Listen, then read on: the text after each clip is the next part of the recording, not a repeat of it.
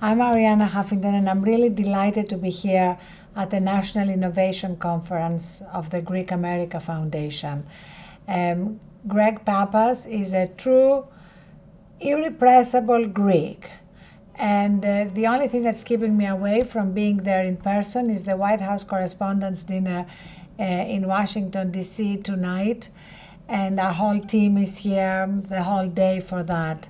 So this is the second best. I hope next time we can be together in person, because we Greeks know there is nothing as good as being there live. In the meantime, let me just say a few things that I've learned through my life that may lead others to be less fearful about innovating, especially young people who may be watching. I have two daughters who are in college, 20 and 22, and a few years ago I wrote a book for them that I called On Becoming Fearless, because I saw in them, as I see all around me, as I saw in myself, that very often the thing that blocks us, that stops us from fulfilling our dreams, is nothing more than our own fears, especially our own fear of failure. My mother, who was the wisest person I know and my true mentor, she, to the end, had that very strong Greek accent. If you think I have a strong accent, you should have heard her. And to the end, she gave me the most precious thing a mother can give to a child, unconditional loving, and the belief that I could aim for anything I wanted in my life, and that if I failed, she would love me no less. The saying that she kept repeating again and again is that failure is not the opposite of success, it's a stepping stone to success.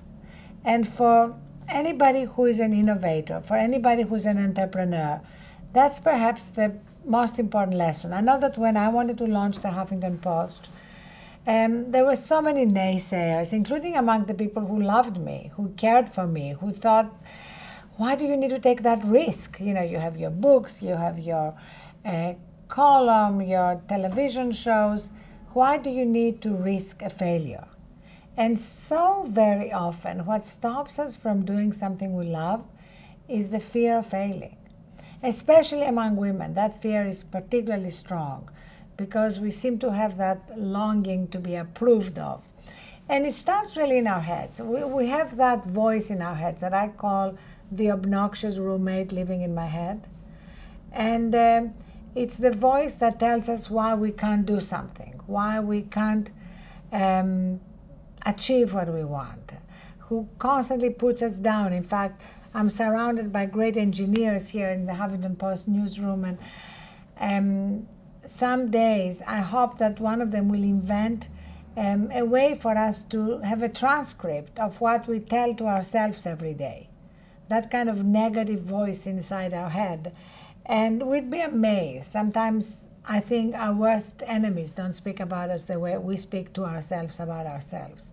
So if we can learn to deal with that voice, if we can learn to follow our dreams without fear of failure, we have a much bigger chance of innovating, of creating, and of leading lives that are both fulfilling and that make a difference. And increasingly, as I look around, I see people whose lives are so stressed that in a couple of months, we are going to be launching at the Huffington Post an app that we are calling the GPS for the soul. Because I feel it's increasingly important for us to be more and more aware of the stress levels we're dealing with and course correct. You know, there's no way you can live in this world and not be stressed, not be angry, not be upset. The question is, how quickly can we course correct? How quickly can we get back into that place of balance, of harmony, of peace, that place from which we can achieve anything? You know, our compatriot Archimedes said, give me a place to stand and I can move the world. And that's that place, that inner center. Every religion believes in it, but every major philosophy too recognizes that central place in us from which nothing is impossible. And I've discovered the hard way that the easiest shortcut to that place is something very, very simple, something that we do every day, I hope, and that's sleep. And I discovered that, as I say, the hard way. I fainted from exhaustion 4 years ago. I hit my head on my desk. I broke my cheekbone. I got 4 stitches on my right eye. And it started me on this journey of reacquainting myself with sleep and rediscovering the joys of actually unplugging and recharging, disconnecting in order to reconnect with myself. And in our hyper-connected world, where we are very rarely separated from our Blackberries and our iPhones and our iPads, I'm a big culprit. In that hyper-connected world, it's more important than ever to learn to disconnect, to learn to tap into our own inner wisdom, and then return to our hyper-connected lives recharged. So I think men actually have somehow identified sleep deprivation with virility. I don't know why, but I was recently having dinner with a guy who boasted that he had only gotten 4 hours sleep the night before. And I thought to myself, I didn't say it, but I thought to myself, you know what? If you had gotten 5 hours sleep, this dinner would have been a lot more interesting. So women often have a bigger realization of the importance of just recharging, because that's where a lot of our creativity, a lot of our wisdom come from, and a lot of our joy. Because the older I get, the more important it is to me to be not just effective but joyful, to identify, as I call them, the joy triggers in my life that make me grateful for all the good things in my life, rather than getting through life, getting stuff done, and crashing at the end of the day. And another thing that I discovered both as a parent and as an editor here is that increasingly there's something in the zeitgeist that wants us all to search not just for data and information, but for meaning. And searching for meaning often leads us to want to make a difference in the lives of others, not just in our own lives. And that's where service and giving back come into being. On the Huffington Post, we have a great section called Impact, which is about all the examples and demonstrations of giving and of service. We have another section called the Good News section, because I think people also want to remember what's working in life, not just what is not working. And service is also one of the fastest ways to put our own problems in perspective. And ironically, when we do that, we are freed up to create in more powerful ways. You know, if you look around, there are thousands of people with very high IQs and great degrees making terrible decisions. So what is lacking is not intelligence, but wisdom.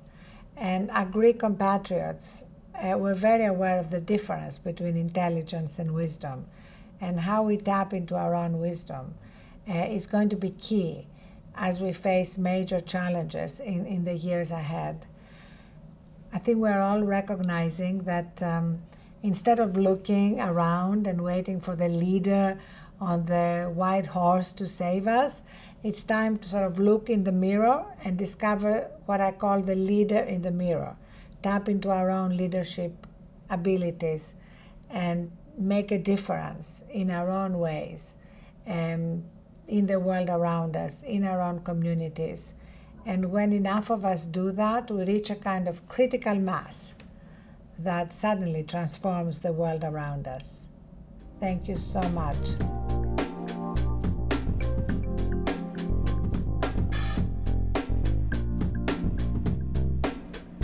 My idea of perfect happiness is an 8 hours sleep, uninterrupted.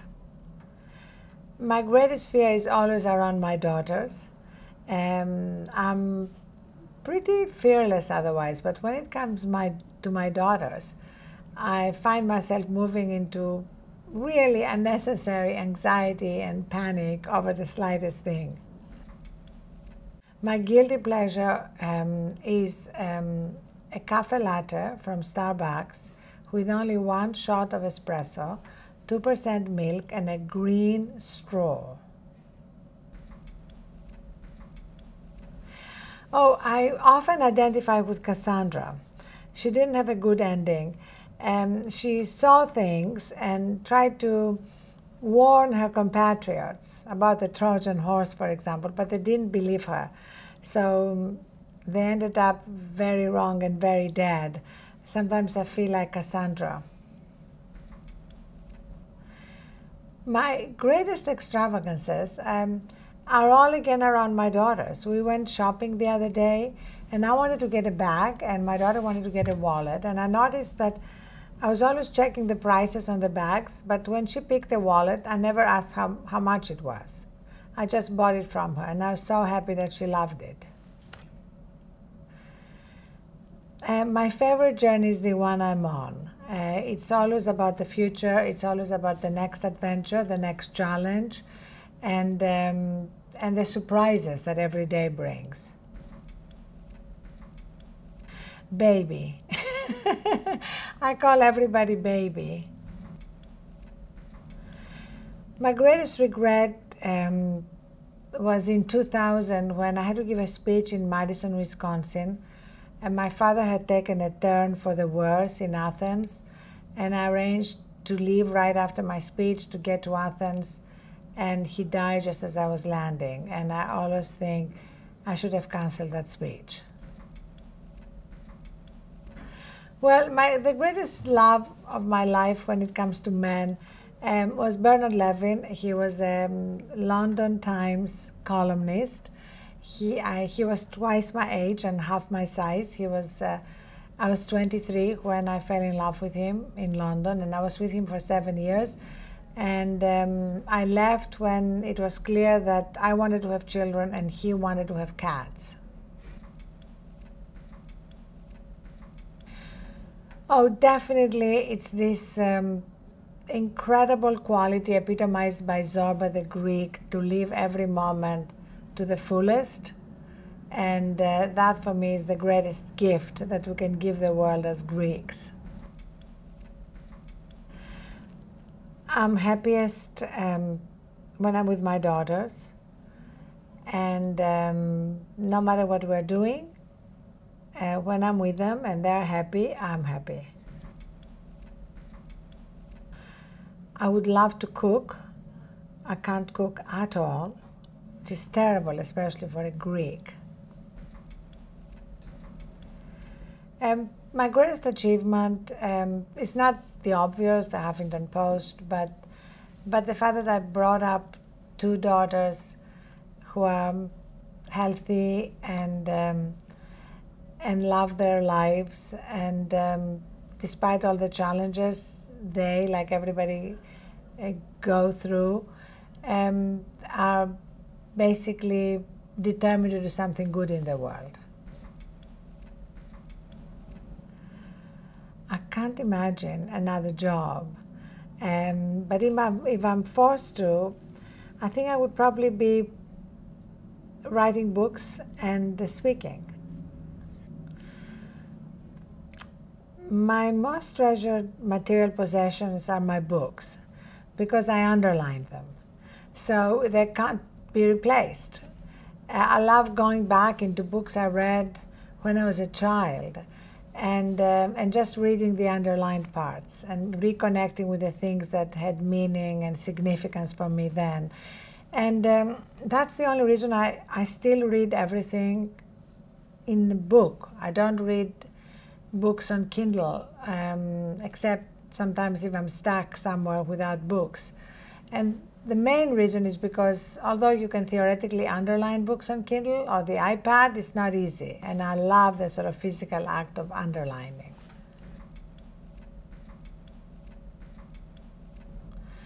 Well, I would give up my 4 Blackberries. for a lunch with my mother. She definitely was the philosopher I learned the most from. I love the Greeks. I love Plato, and I love Shakespeare. I think that if you have Plato and Shakespeare on a desert island, you're covered. Oh, I love it. I married her because she looked like you. My favorite hero of fiction.